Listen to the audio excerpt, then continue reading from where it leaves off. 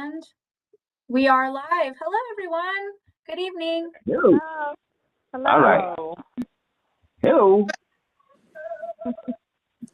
Welcome to the Justice and Memory Team Project meeting. This is our 17th meeting since starting last year.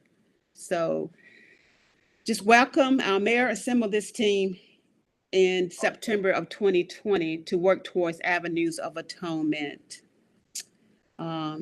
outlined in the resolution project, the Leonardtown resolution project. So with that, I'm going to start off as we normally start off with the moment of silence.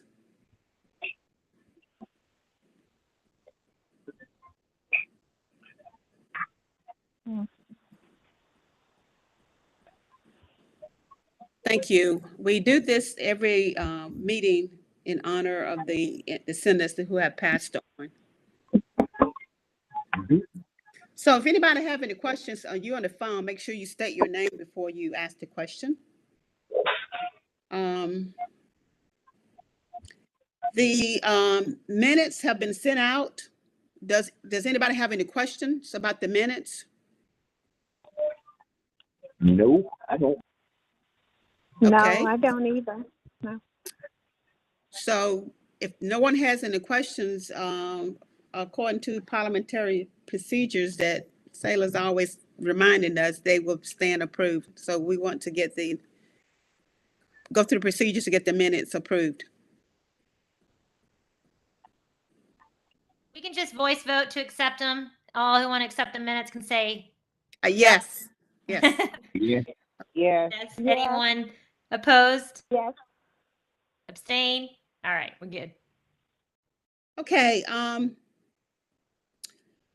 We only have two things on the agenda today, and that's Jen with the Walker recognition. Do you want to say anything at all? You did a presentation last week. Go ahead. Yeah, so what I presented last month is the comprehensive update that is all on pause as we wait for the mayor and commission to have their chance to be updated, provide input, and make approvals, which will happen next month. Then we'll be able to move forward. And SELA has been supporting that effort, everyone really, to sort of lay out exactly what the next steps are to get that thing built. So we will have a big day next month when we present it to the full mayor and commission. Nothing's changed since last month. All right. Well, actually, Selah, accept the right of way. No, that's actually a bit. Did you want to say something about that? That survey's been completed, right? It has, and so we can move forward with the walk of recognition and the right of way based off of the results of that survey. Yes, we have the room necessary to build the mosaic where we want to build it. Yes, thank you for sorting that out. Absolutely, and I would just say that we have the work session is on April 12th. So for anyone that's listening. Thank you. And Blaine, you had a lot to do with that. I want to thank you too, Blaine. He's probably on mute, but I want to thank him for his involvement in getting this done, as well as Sailor. Okay. Mm-hmm. Blaine, thank you. Okay. Thank you for getting the involved in getting the survey done on the right of way. Thank you. Well, and please thank Sailor for that. She worked very closely with our public works staff and the surveyor. I appreciate the thank you for the appreciation, and staff did a great job with that. And sorry it took a while, but some things you gotta follow the process, and then you got that covered. Thank you, Ms. Hattie. Thank you. I did say her. You was on mute, but I did thank her as well. Okay, now I want to do a presentation on the Black History Center, and Sailor's going to help me out sharing. So if you have any questions, I'm going to mail everybody that's on the phone a copy. So, but we're going to go ahead and present today. Does this look okay to everyone? Yes. Mm-hmm. Okay. Yeah. Ms. Hattie, you'll just have to let me know when you want me to move down. I will say proceed. Okay, thank you. I know that we have been referring to this as the Black History Center, and that's what we've always said. And like we have said about the Walk of Recognition, But the name of it is the Athens-Clarke County Center for Racial Justice and Black Futures. And this is in the paperwork when we go back. This is in the paperwork when we first started talking about this, because we wanted it not to be, we thought it was too big. Town Project thought it was too big to be named after one person, because it goes back. And so far, and some people we don't even know, we don't have the history of certain people, and we just thought we would name it that. So it includes everyone that we have the data, and the people that we don't have the data on now, but we may get the data in the future. We can put it in the History Center, and plus it could go forward for people who would have a great deal of recognition in the future. But there are a lot of individuals, family, there were a lot of entrepreneurs did a lot. There were janitors, there were cooks, construction workers, ministers, teachers who did a great deal to help us get where we are today. So that's why we just didn't want it named after one person. Any questions? But going forward, we will say the Athens-Clarke County Center for Racial Justice and Black Futures. Next. And the purpose of this is to commemorate the contributions and histories of Athens communities. The Athens-Clarke County Center for Racial Justice and Black Futures will be a place to promote learning, progress, to Black commerce, culture, and civic responsibility. It will also include individuals of different ethnic groups. It's just not going to be just for African Americans who make contributions, and we have the data.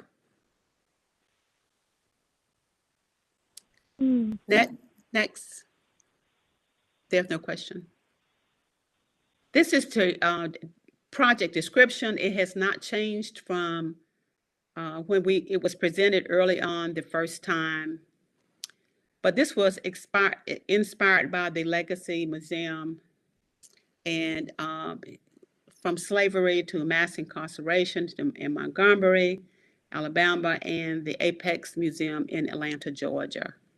So it would function like those particular museums. And we would go back as far as we can, maybe from the 1600s to the present, and then we will leave exhibits for the future. And we would have archived artifacts that we can get to put in the museum. And it will be flexible to change things out. It will be interactive. Next. No questions? Okay, these are the people has been serving as an advisory board based on this committee. These are actually advisory board members, and they had asked me to be the chairperson until we get things off the ground and up and running. So this is not the board that's going to be on the board members for the center. They're just acting as an advisory until we can get up and running. Any questions? Okay, next.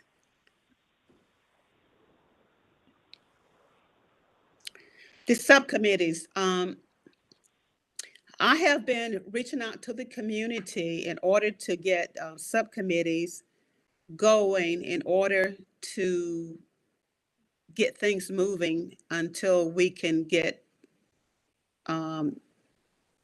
a culture center. But I have, it was critical that we have a community outreach committee, and Kimberly Davis is functioning as the community outreach leader. The public historians is Susan Pittard and Mary Blake. Grant writing is Barbara McCaskill. Finance is Andrea Salinas. and the strategist is Tommy Valentine. So those are the people that are acting right now in those roles to get supporting, to get the direction that we need to get things up and running. Ms. Hattie, did you want me to go back to the other slides so that you could read the names for Mr. Bobby and Ms. Freddie and Ms. Christine, since they can't see the slides? Sure. The advisory board is Linda Davis, Fred Smith, Valerie Bell, Frank Plack, and Kelly Gertz. They're acting as an advisory board. Okay, we have had community input on this, and this is a community timeline that we've had because we wanted to get input. We call them brainstorming on what this center would be like, how it would function.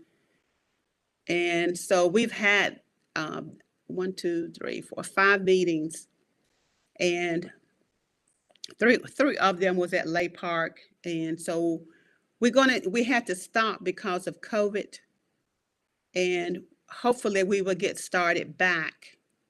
I had one at the church and communicated at the church about what we were doing with this center. But we have all the minutes from those meetings, all the input from those meetings, and Erin Stacer has those. Any questions? Next. This is potential funding. This History Center has to be self-sustaining. It has to be self-sustaining in how we operate it. I have challenged the grant writing committee to go ahead and start looking for grants for operations. For capital improvements, we're looking at asking for the physical structure for the first floor. So that's what we will be asking. Okay. And possible SPLOST funding, if any is available, is there or left over. Just put that on there. It doesn't say that's what we're going to get, but that's for the capital improvements. Any questions?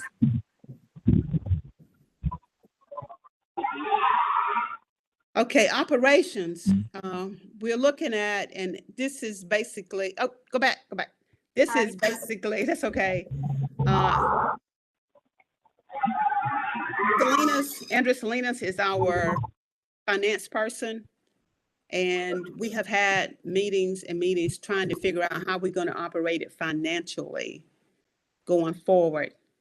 So the hotel motel tax revenues, it is expected that there will be an increase into taxation to this. So, and other rentals for the our Airbnb units and other short-term rentals. So if we get that, we're going to ask to have a small percentage of that funding. But like I said, that's expected.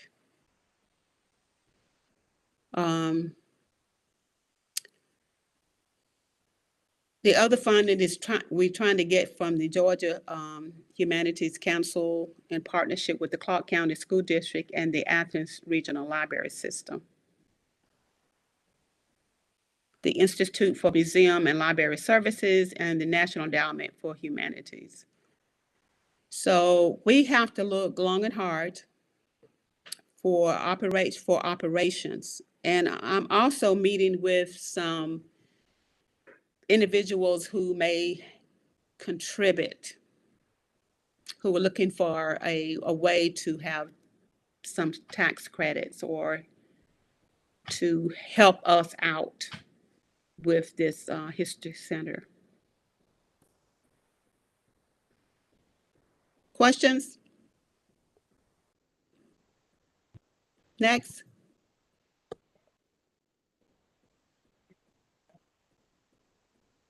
Action items.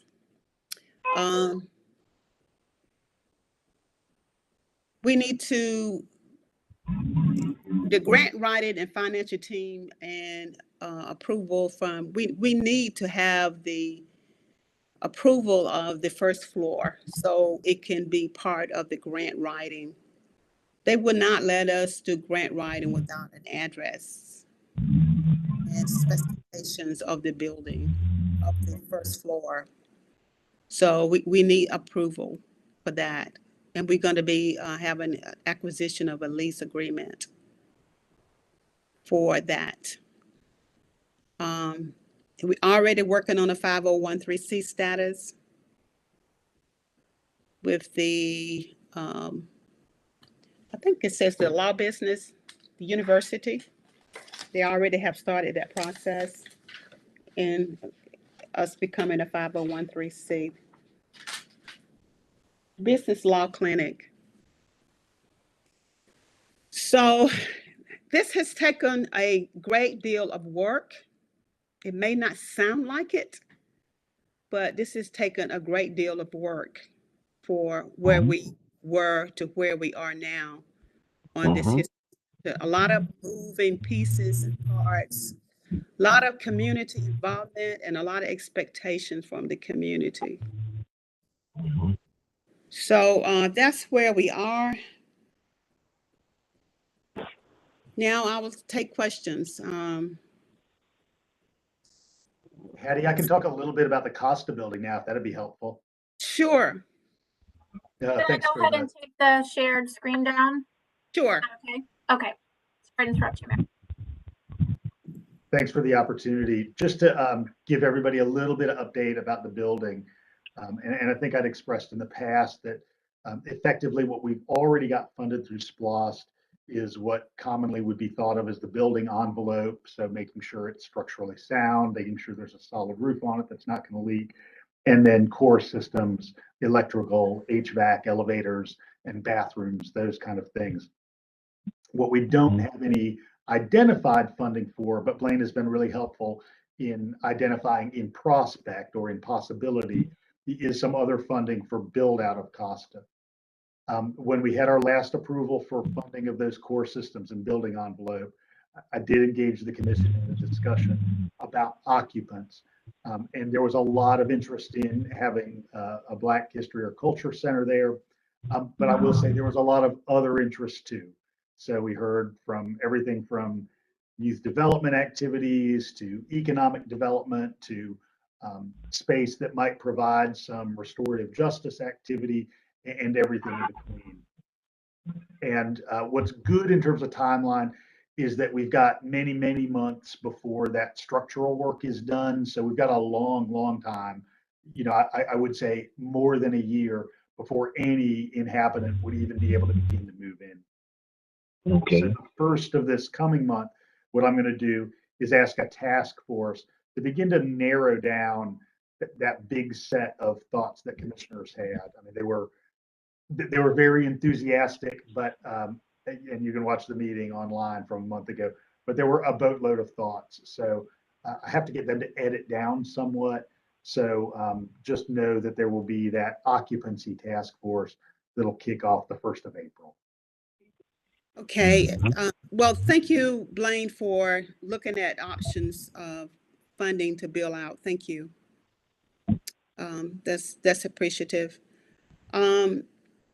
We have, I understand what we're saying about the task force and what we to look at and narrow down. But in order for us to move forward with grants writing and things in the community and even donations, we got to, is there a way that we can look at this particular first floor becoming a history center because of the need that we have, the expectation we have, and where it is, the location in this Black historic area. It's one of those dynamics where sometimes I wish I was the sole decision maker, but given that I'm one of 11, it's kind of just hurting the cats. Now, I think what would be good and effective is sort of to give that task force a time frame. So rather than be open-ended and extended, to say, you know, I want you guys to put out a call for, sometimes we put out just a call for ideas. And then to have some defined timeline when they receive those ideas and then come to conclusions. You know, one of the ideas, for example, that came up in the commission conversation was saying, I like the Black History Center, but let's have them be on the second and third floor. So we've got some different thing on the ground floor. As you know, I've been an advocate for that ground floor or Okay. Mm-hmm. Mm-hmm. Well, it's good that we are going to present. I'm going to present this to the in the work session. So the work session, so the commissioners all will have an understanding of what work has been done. And that's all I can say as far as what we've already, the work that we've put into it, expectations that we put into it, and the community expectations as well.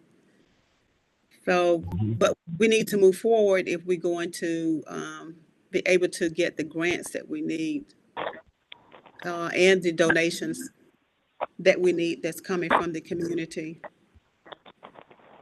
So we'll see what happens with the work session. Jen? I'm just curious, in a best case scenario, which I know we can't at all anticipate if we can actualize that, but what is a best case scenario for when a formal approval for at least this one concept being somewhere in the cost of building could happen? Like if everything goes well, the task force does quite quickly sort of coalesce on a few ideas, this being one of them, when could that go through the process by which it could be formally approved so that we know that would happen? Are we looking at 3 months, 3 years? What's our best case scenario? I don't want to give a guesstimate, which I'm tempted to do, but not being the one who has to employ the architects and engineers and HVAC folks and the like.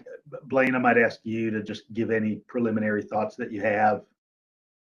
Sure. Thank you, Mayor. And I'll also say too that that for folks who, the intent of this is just to be inclusive and allow the community to say things they'd like to see. And of course, this is a good idea that would be part of that mix. And then the task force would, so what that looks like, Dr. Rice, is that, you know, the task force would come together. They would put together a solicitation that was easily understood and transmitted what the commission, you know, would like to see if they had any preconceptions that they wanted to put in there. And in that, there would be an explanation of the space that's available. And then there'd be some specific questions like, you know, uh, what does the entity want to use it for? How much space do they need? What kind of operating costs do they envision? What kind of assistance are they looking for? Sort of the things, Ms. Hattie, you led with here. You know, this is what we need. And so task force would then recommend to the commission. The commission would make some decisions about who those tenants were. To answer your question more specifically, I'd say it'd take them a couple of meetings maybe to pull that solicitation together.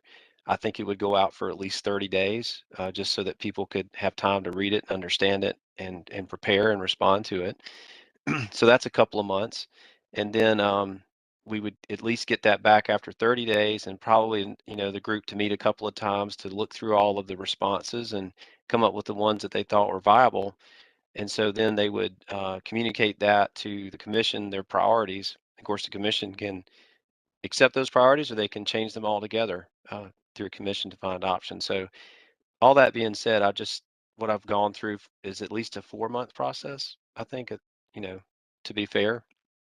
So I would think late summer, early fall, maybe.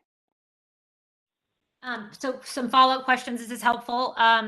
How will this task force be assembled? Like, is it going to be something like this, an advisory committee that is appointed, or is it going to be made up of already elected officials and staff? Who will comprise the task force who will ultimately make the recommendations? I have a couple of commissioners and then probably about half a dozen residents. Okay. And they will be primarily charged with occupancies, purposes of the cost of building, right? It's going to be the entire building. that they'll be focused on. And this is That's clearly one high priority recommendation that they would assess. That's right.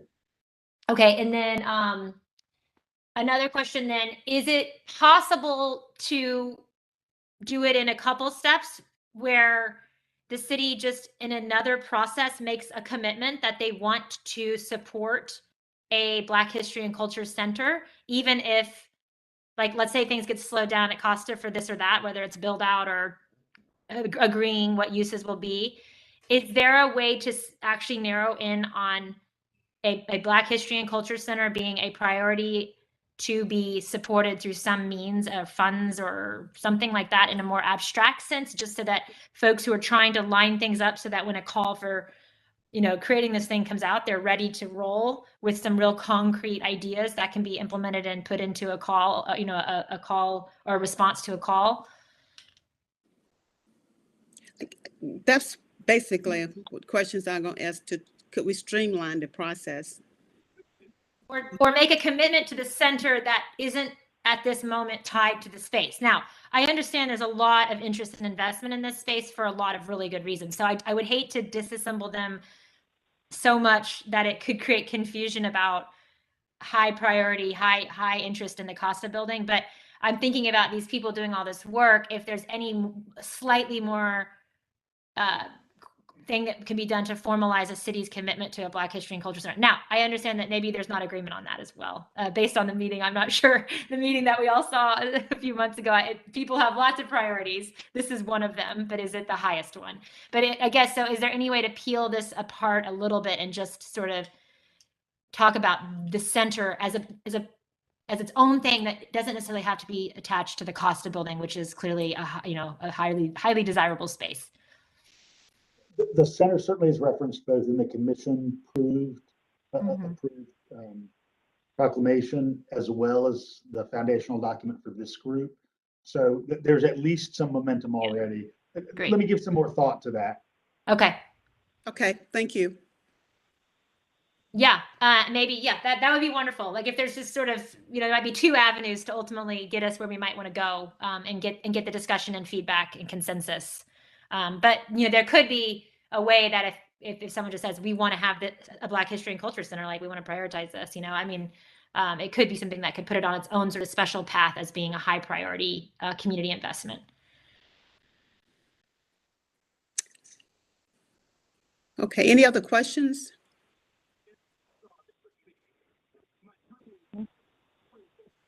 Okay, so we are going to present in the work meeting on the 12th. Next, Jen and I are going to meet, and I think that should be done. And I may have some more information and input around financials. I may have some more input on that before we meet. And if I do, I include that in the presentation. And so our role at the work session will be to comprehensively update the entire Mayor and Commission on Walk of Recognition and sort of The History Center. And yeah, but before we go to the History Center, we would want to explain to them actual things that to be voted on. And I know Sayla's working on agenda items to move. We have basically three things: the RFP for the signage, the RFQ for a site manager at the Mosaic, and then authorization of like the materials, like a base structure and other materials we would need. So my sense is hopefully we can really communicate to the Mayor and Commission, like these are action items that we need to have voted on. And then we can give them an update on the History Center to sort of elicit initial feedback that I think could help the group working there continue to develop and refine that idea. Does that sound right? Is what we're supposed to do on April 14th? Yes, you will go, and because you need to all those three action items. I'm just updating and getting input. Great. Okay, but you need action items, okay? Yeah, voting. Hopefully it turns around to a voting item for the next meeting. Like I know it has to go through agenda and then voting, but hopefully there's enough consensus about what we're asking for and people's interest in it that we can get it turned around. Sure. Be great. And that is in person, that work session. Okay, so how will, if I have a presentation, is there like a screen that gets set up? I've never seen a presentation in City Hall, now that I think about There it. is, yeah, we can, I'll walk you through all that. Yeah, we've got a Okay. screen. Okay, PIO, I think, right, as well. We'll get that set up for us. thank Wonderful. you. Wonderful, thank you. Thanks for the update, Ms. Hattie, and all the work, and thanks everyone for the support, and I'm excited to take all this to the work session. It's gonna be a big day. It's gonna be great. We're all excited. Okay, are there any other questions about anything before it seems like we get ready to join the meeting? Any questions? Input, feedback? Okay, well, thank you all for taking the time to attend today. The meeting is adjourned. Bye, everybody. Thank you. Bye. Thank you. Thank you, everybody. Bye-bye. Bye-bye. Bye-bye.